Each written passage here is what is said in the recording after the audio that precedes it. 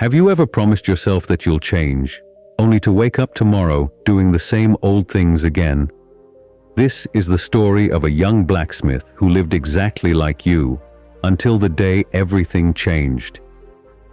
In a quiet village, carved between green hills, sparkling rivers, and endless golden fields, lived a young blacksmith named Ethan. His arms were strong, his mind sharp, and his talent undeniable. People believed he could one day become the greatest craftsman the kingdom had ever seen. But there was one enemy Ethan could never defeat: his own laziness. Every morning he rose with the sun, only to sit outside his shop, sipping tea slowly and staring dreamily at the drifting clouds. The world moved, but Ethan remained still. "I'll start tomorrow," he would whisper. Tomorrow became next week. Next week became next month. And still, nothing changed. Inside his workshop, half-finished tools gathered dust. Hammers lay untouched. Iron cooled before it ever met the fire. Swords were only halfway shaped, frozen in time like the dreams he refused to chase. At night, Ethan would sit by the river and imagine applause. He pictured himself standing proudly among kings and warriors, forging legendary weapons. He imagined respect, admiration, success. But imagining was easier than doing, and comfort was easier than discipline. He told himself he wasn't ready. He needed the perfect day, the perfect mood, the perfect spark of motivation. But perfection never came. As weeks passed, the village's patience thinned. Farmers waited for plows that never arrived. Guards waited for swords that were weeks overdue. Children who once admired Ethan now whispered, "Why doesn't Ethan finish anything?" His best friend Daniel, a farmer who worked from dawn to dusk, visited him one morning. "Ethan," Daniel said softly, "you're talented. Why keep waiting? If you just finished your work, you'd help the whole village, and yourself." Ethan shrugged, pretending not to care. "I'll do it when I feel like it." Daniel's face fell. "You don't understand," he said. "Dreams are nothing without action." Even after Daniel left, his words echoed like a hammer striking metal. But Ethan still didn't change. Finally, the village chief arrived at Ethan's workshop. His voice was firm but heavy with disappointment. "Ethan, your laziness is hurting everyone. If you do not change, you may lose your place here." For the first time, Ethan felt fear. He felt shame. He felt the weight of wasted time. That night, he sat in the silence of his dim workshop. A half-forged sword lay before him, its cold iron reflecting the moonlight. "I want to be great," he whispered, voice cracking, "but I can't even make myself start."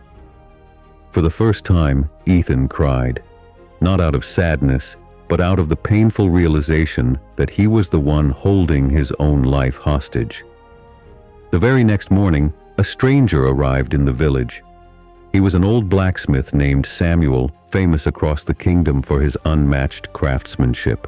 Rumor had reached him: a young man with enormous talent was wasting it. Samuel visited Ethan's workshop. He examined the tools, the half-formed metal, the dusty corners. Then he looked at Ethan with kind but penetrating eyes. "You have talent," Samuel said, "but talent is only the seed. Without discipline, it never grows." Ethan leaned closer, desperate for guidance. "What do I need to do? What is the secret?" Samuel smiled gently. "The secret is simple," he said, "but simple does not mean easy." He lifted Ethan's hammer and placed it in his hand. "You must work even when you do not feel like working. Discipline is like iron. It must be heated, hammered, and shaped every single day." He tapped Ethan's chest lightly. "Start small, 5 minutes, then 10, then an hour. Show up every day. Motivation comes and goes, but action will carry you forward." Ethan swallowed hard. For the first time, the path to greatness felt real and doable. The next morning, Ethan made a promise to himself. "Today, I show up, no matter how I feel." His arms felt heavy. His mind resisted. His old habits whispered, "Rest. You can start tomorrow." But Ethan lifted the hammer anyway. 5 minutes, 10 minutes, 30 minutes. By sunset, he finished a small plow. It wasn't perfect, but it was finished. The next day, he did a little more, then a little more. Some days he worked with excitement. Other days he worked with frustration. But every day, he worked. And with every tool he completed, his confidence grew. A polished sword gleamed brighter than expected. A farmer hugged him gratefully for a repaired plow. Children watched him through the window with wide, hopeful eyes. Ethan wasn't just forging metal. He was forging a new version of himself. Days became weeks. Weeks became months. Soon his workshop was full of finished craftsmanship. Beautiful, precise, dependable. Villagers traveled from far away to buy Ethan's work. For the first time in his life, Ethan felt proud. One evening, Samuel returned. He looked around the transformed workshop and smiled. "Do you see the difference, Ethan?" Ethan nodded, eyes gleaming. "Yes. Some days were painful.